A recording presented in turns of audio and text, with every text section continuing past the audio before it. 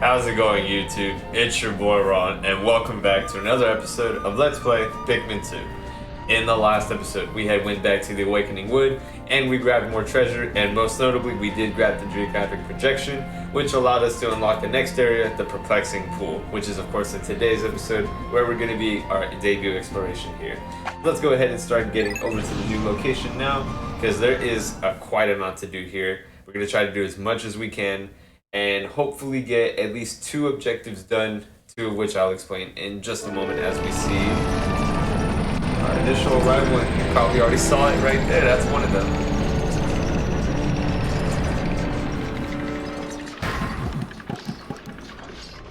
And of course the ship just dumps us out. Alright, so let's go ahead and grab all the Pikmin that we should be needing. I'm going to go ahead and just grab all the, I was about to say pink, all the white and purple Pikmin we need. I really don't think I'll be needing 25 of them. Yeah, 20. And then the rest I'll just do... I'll do 30 reds. I'll just do 30. Don't really need that many. That is what I want to do. But as we make our way out, the far distance we see the yellow Pikmin just hanging there. Look, off in the distance, wild Pikmin. Can you see them, Captain Olimar? They are yellow Pikmin. You encountered them when you crashed on this planet, correct? It would be most helpful if they remember you, like the red ones did. Yes, most helpful. Well, we'll see in just a moment as we make our way over. And I will say the Perplexing Pool is quite the humongous layout. If I go ahead and expand out, it is quite a lot to explore, and it does share a lot of bearing similarities. But first, let me go ahead and take out these enemies. These are returning enemies from the original Pikmin, and these are shearwigs. They are basically like an evolved form of the shear grubs. You know, we already know what those are. We've seen them before. Again, they did kind of fix the mechanic where you don't have to worry about charging onto them and instantly losing a Pikmin. It is kind of fixed with them as well. You can just charge onto them and you most likely shouldn't be losing any Pikmin. And we see another familiar enemy, and that is, of course, the yellow Wollywog. We did see a small glimpse of them back when we were at the Awakening Wood, but this is our actual proper battle for them. I'm just going to skip a lot of this for now. I'll explain a lot of that as we really get more deep into that. There is some very similar layout changes that we are seeing here. So a lot of what you're seeing now is going to be very identical to a familiar map we saw back in the original Pikmin, which, before I explain that, let me actually throw my purples correctly. Right. And what I was going to say is we see a very similar layout when we were back at the, you guessed it, it's the distant spring. Now let me go ahead and just do this. Alright, no. Alright. Let Olimar just start. Okay. I don't know why that took so long, but no, you. Okay, so before I can even explain that, we are seeing another familiar face again, and it's the swooping snitch bug. And of course, in its name and something we've seen before, it'll grab your Pikmin and try to pummel it down to the ground, making them in a pluckable state again. We're gonna ignore that now. But we do see a new enemy. Before I go ahead and explain that, let me just make my way over here because I do want to get rid of that thing. What I was going to say earlier is that the distant spring and the Perplexing Pool share a lot of similarities in terms of layout, but in terms of what's actually hosting it, or whatever changes are, there's going to be a lot of significant differences that are going to make it either easier for us or very different for us to explore. But I'll explain a lot of that as we continue to explore the entirety of this location, but I will say right off the bat we won't get through everything today. This is a bit different though. What is this? A strange mold-like botanical entity has spread across the ground here. Interesting. I am detecting other plant life suffocating beneath it. Alright, so they're supposed to be living life here, but it's not. I'm just gonna let half of my Pikmin... Okay. I'm gonna let half of them destroy this bridge, and then half of them just destroy this. So, if you remember back in the Distant Spring, for those who've seen my Let's Play, or for those who already know about the Distant Spring, there used to be a metal gate here. And something that I probably just mentioned just now, for those who might be familiar, you haven't noticed any of those, like, the rock kind of gates. We've seen, of course, those bramble wooden looking ones that were easy to take down, and we've seen a lot of, but we never saw the wall ones that are requiring bomb rocks. And of course, one thing I will mention in a moment, once we head over to the middle over there to encounter with the Yellow Pikmin, I'll explain it in just a little bit more. I will say there's a lot to talk about here, and I'm just trying to make sure I get through all of it, because there are some big notable differences and similarities that we're going to be seeing here in the Perplexing Pool compared to our original visit at the Distant Spring, because as you can see, there are a lot of similarities, but some big changes that are going to make the exploration here a little bit different. I just want to get this bridge finished. In fact, in the meantime, I will let Arm make his way back around, because I do want to grab the Pikmin over there. I really do want to get the yellows as soon as I can. Probably should have done that a little bit earlier to save some time, but that's okay. Alright, there we go. Oh no, those stupid things. I also just realized those animals. Oh, there's more sheer. Oh shoot! All right, let me. No, get back up. I didn't even realize there was more sheer wings over there. Good thing I saw that, but I do want to get those whiskers. No, they're eating the berries of the plants. No, you guys are actual cucks. That's okay. We still have one, but still. One.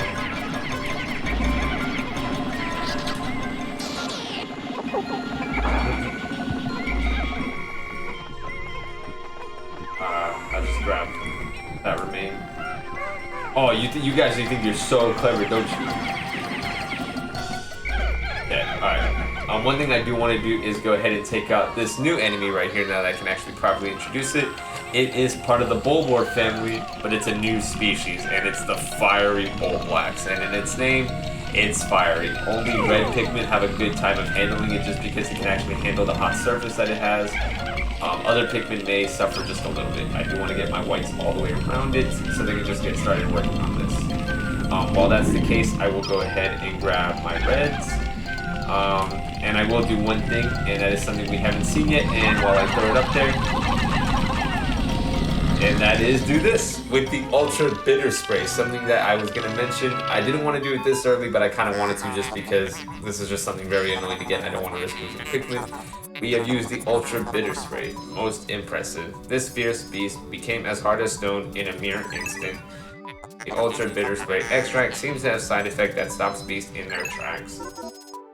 And yes, that is true. It'll pretty much solidify the enemy that it's trapped under in the Ultra Bitter Spray. It does make them rock hard, meaning they are immobile. We can't do anything if they're in the middle of consuming a Pikmin. It'll stop that in the process. There's really no negatives to it. The only negative, quote unquote, is that with that petrified state, they do have a slight buff in their defense, meaning they can handle a little bit more heavy hits to them. But other than that, it is still a very beneficial item. Alright, good, these things are responding back. I just want to regain a lot of what I lost earlier. The only thing I can really say I have planned for right now, once the white Pikmin handle this gate, is I'm going to grab the yellows, start producing a lot more, and then we'll head over to the cave. There is one cave that we do have immediate access to. No, stop grabbing. Don't grab that. Alright, good. Just grab it. Just go ahead. Just go. There shouldn't be any more sheer wave, should there? Alright, good. No Pikmin being lost in the process. I would have been so upset if there actually were some sheer wings over here and I just didn't realize it. There is one cave that we just immediately passed by upon arriving here. That is going to be really one of... Is it? Yeah, that's going to be really the only cave we have access to right away, because the other ones aren't going to be in our immediate reach. Other than one more, but I do want to enter the one that's going to be closest to us that you can probably see in the far distance right there. That's the one that we're going to go ahead and take a look at in just a moment. But as you can see, if I start to span over the area while I let the Pikmin grab the berries, we can see some familiar landmarks that kind of resemble the Distant Spring. Of course, this is the water area. Of course, the block that we're in is a previously different change of layout, so this used to all be water, but of course, now that's not the case. Okay, with that. And other than that, this is pretty much what we saw similar as in the landing site for back at the Distant Spring. This specific area and pretty much everything that we traveled to north is going to be a similar layout. Other than that, there are going to be more similarities that are going to be more northern up there. Of course, there's going to be more water landmarks and other significant sites to look at, but we'll do that later because, of course, as you probably might have heard in the background, the gate is now complete. And let me go ahead and... Okay, no, don't get stuck behind the... Alright, have everyone here. And since we are approaching the yellow onion nest, let's go ahead and make a quiet introduction to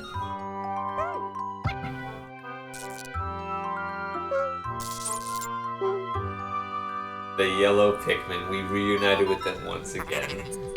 The Yellow Pikmin have climbed down the tree and are staring in this direction. They appear to like high places and seem to be quite light. They also have very large ears. If I had named them, I would have called them ear Pikmin, but I will use the name Olimar gave them. Curious. My static electricity sensors are reacting violently. What could this mean?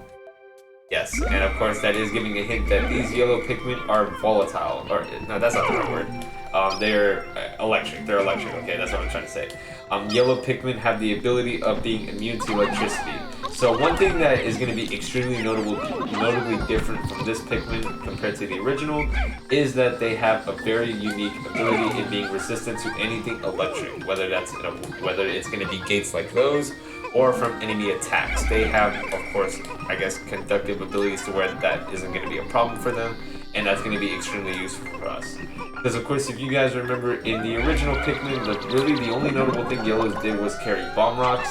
There really wasn't anything other than that that made them distinguishably better, so that's kind of like the workaround from it. Alright, the Yellows should be taking care of that. I'm gonna go ahead and pluck some more because I do want to take some Yellows with me. And like I was gonna mention earlier, since bomb rocks are no longer a thing in Pikmin 2, they kind of rid that idea from completely. They had to give something to the Yellows to make them like a viable Pikmin option, and what better way to do it than introducing electricity? That is one way that makes them going to be very unique from other Pikmin types that will certainly be helpful. And of course, the original concept of them being very light to be able to be thrown high above in certain high places is still remaining intact. So then we're just going to increase our Pikmin numbers by a large amount right now, and then we should be nearing to go ahead to the next area.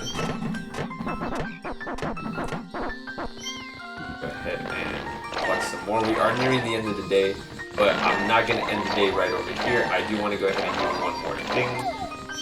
At 89, that's it. I want to go ahead and start making my way before I start to run out of time. I don't even know how many yellow Pikmin I have with me, honestly. Only 24, that's not a bad number. I still want to increase a little bit more.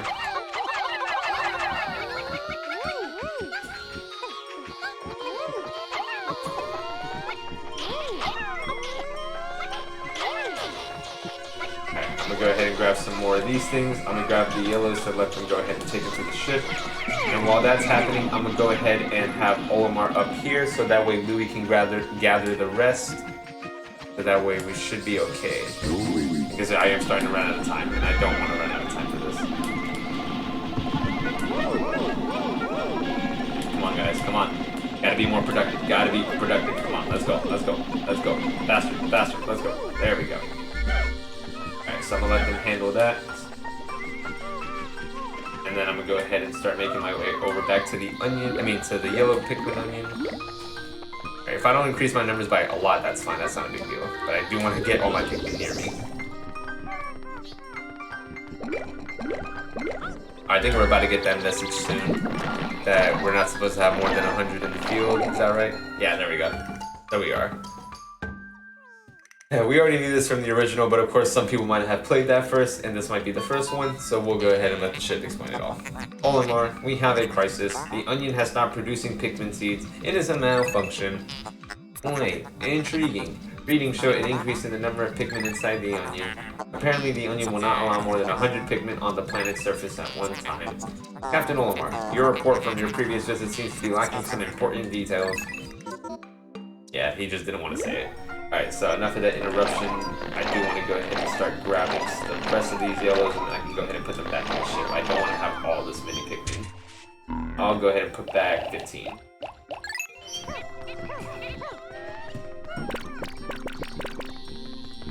I'll just make my way around this way. Alright, some nectar, fine. We'll let you have some nectar. Alright, enough of that, let's go. Let's go. We don't have time. Guys, we don't have time. Stop doing this. You guys are being annoying. Wait.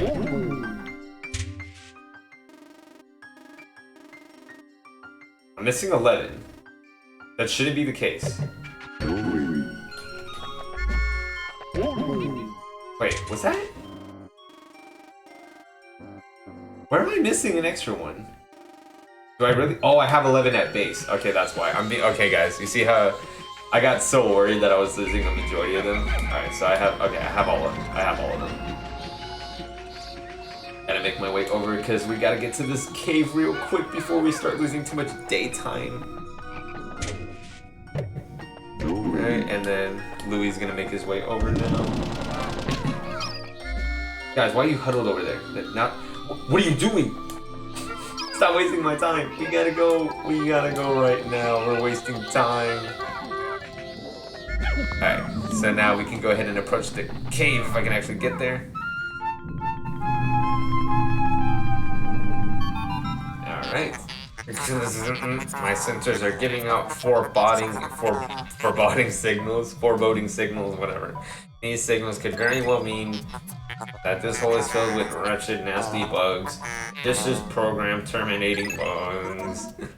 I guess it makes sense why he wouldn't like it too much. But enough of that, let's go ahead and start approaching because we are reaching the Citadel of Spiders, one of the newest caves that we will be exploring in the Perplexing Pool.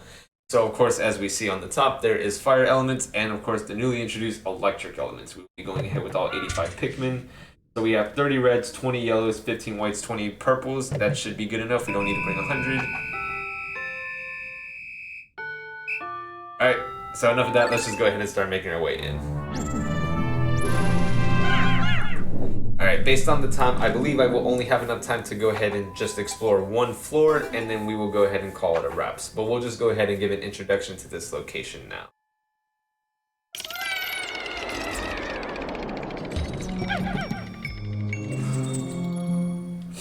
Alright, so now that we're in the Citadel of Spiders, there really isn't too much here.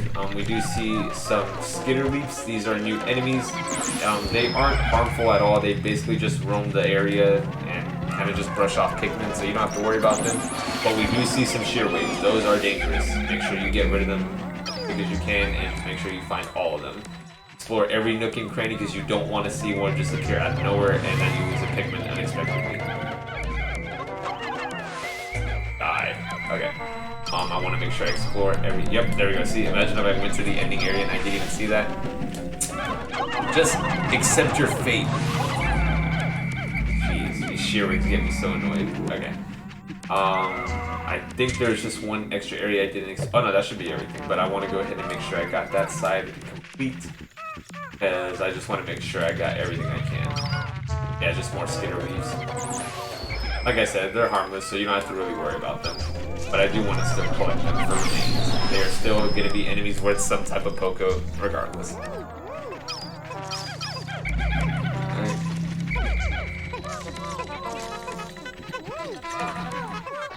And since they're only like one way, so that's just about why you don't see anything there. And they also are worth just only one Poco. Or pretty much all the enemies work towards the back end, so that's fine. Let's go ahead and collect the remains, and pretty much the only treasure in this cave. Which is basically resembling the appearance of a tomato, so yeah, we're just going to be seeing that. It's pretty much going to be the only treasure here. I do want to crack that egg, though. Alright, just nectar. Okay. Collecting the first treasure of the Citadel of Spiders, which will yield us, like I said, a tomato. Well, only worth 40 Pocos, but named the Love Nugget. I honestly don't know why it's named that. I don't see the resemblance, in just my opinion. And just more nectar, but at least a lot of the yellows that we collected, a lot of them still are leaves. So that's fine, and we still only have one leaf. We have one leaf Pikmin. Okay, but enough of that. We are done here. There's nothing else for us to do. So we're going to go ahead and call it an end for today's episode. So guys, thank you so much for watching today's video. Do hope you enjoyed.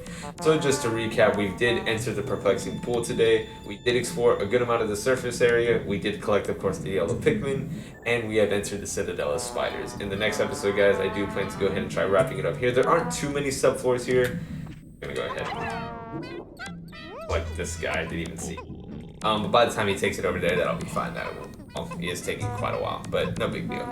I probably should have even let the white Pikmin do it. But like I said, we're just gonna be next episode. We're just gonna try to wrap up the Citadel of Spiders, collect all our treasures, and pretty much since we were near the end of the day, as you saw right before I entered the cave, we're pretty much gonna be wrapping it up as soon as we get out of this cave. So guys, this has been your boy Ron, and until next time, I will see you guys back here at the Citadel of Spiders, so we can go ahead and explore the second sub-level, since we're basically done here. So I will see you guys then. Take care.